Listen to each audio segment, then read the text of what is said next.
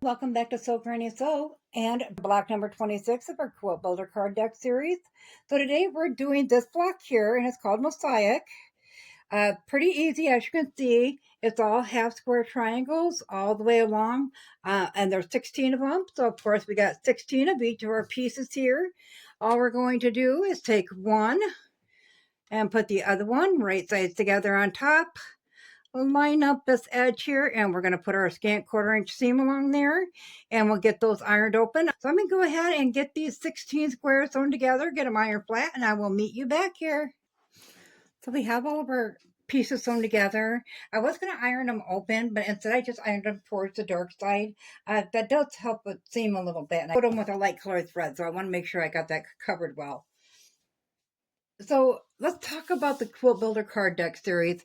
We have box number 1, 2, and 3. And you can get those at your local quilt store. I've seen them at Walmart one time. Joanne used to carry them. I don't know if Michael's and Hobby Lobby would have them, but look around. They're really inexpensive. They've always been less than 20, sometimes less than 15 a box. There is 3 sets, and there's also a Christmas card deck. So there's 4 different ones that you can be on the lookout for. The one we're making today is called Mosaic, and like I said, it's just 16 half square triangles. So on the back, you're going to have, I don't want to get the glare this time.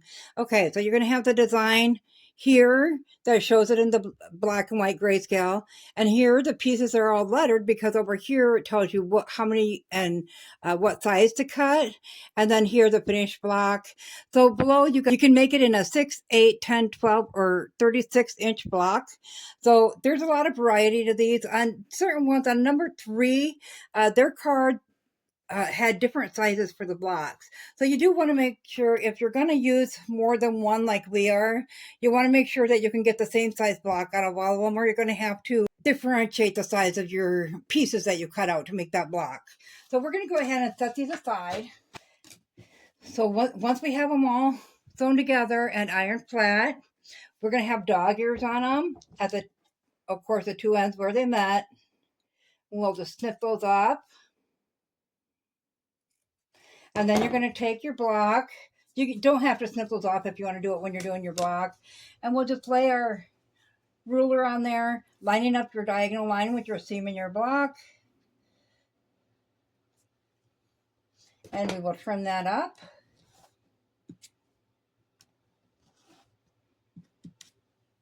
And I'm already at the exact size I need it to be at, so we're not going to take no more off of that one. So I'm going to go ahead and I'm going to get all of these 16 blocks done. So we have them all trimmed up now, so they're all the exact same size.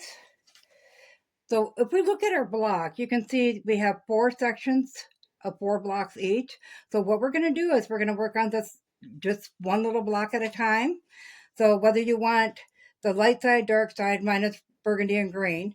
So I'm going to use the green as the dark on mine. So we're going to go ahead and lay it out like that. Pretty simple.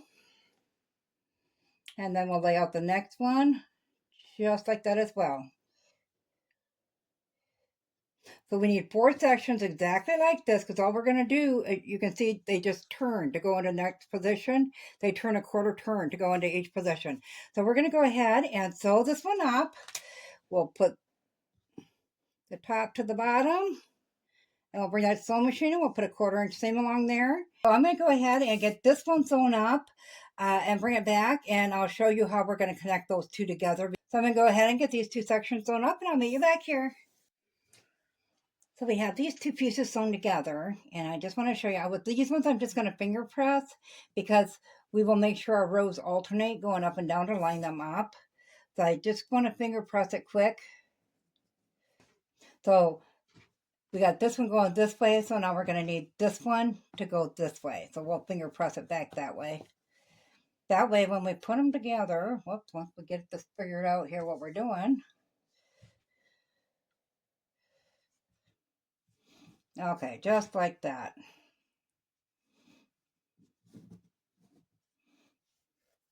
Yep, right there in the bottom section we're making. Okay, so we'll flip that over and we'll nest that middle seam together, making sure our top edge is nice and lined up. And on these ones I use pins because then it stays in the exact place versus some clips they can kind of slide around a little bit. We'll bring that to the sewing machine. We'll put that scant 1/4 inch in there as well. So I'm going to go ahead and get that done. We'll iron this one flat and I'll bring it back and show you. And then I'll get these ones done. Okay, so this is what our block looks like when it's finished. And I just opened that last seam up when I ironed. So that one goes right here on the bottom left. And then I have the other ones made up in pairs of 2.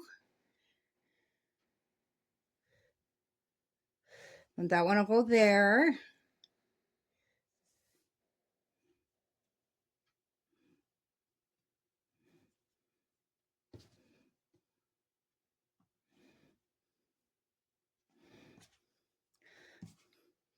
So we'll go ahead and we'll connect each block of the 2s together until we have 4 finished blocks here. So I'm going to go ahead and get that done. I'll get them all ironed like that one and I'll meet you back here to put these blocks together.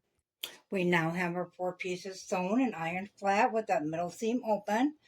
So we are just going to flip over the top once again onto the second row.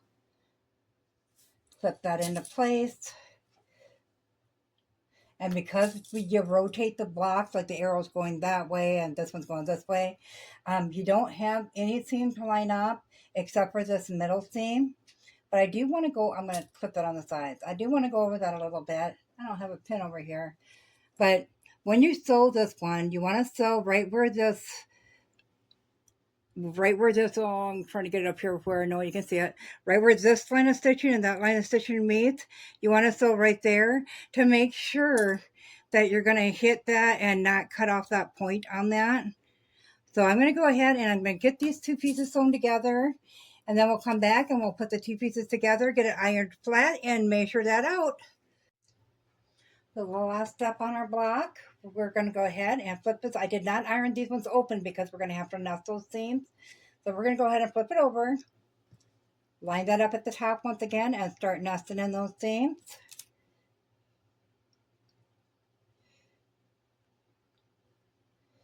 So on this fabric, I kind of wish I would have went with more of a contrast.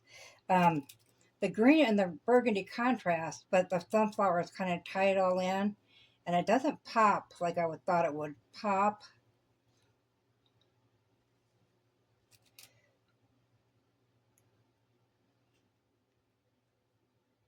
We'll bring that back to the sewing machine one last time. We'll put that scant 1/4 inch in there. We'll get this ironed open and we'll come back and measure it and see how big our block is. So I had it all together and ironing it, and I realized I have a mistake here.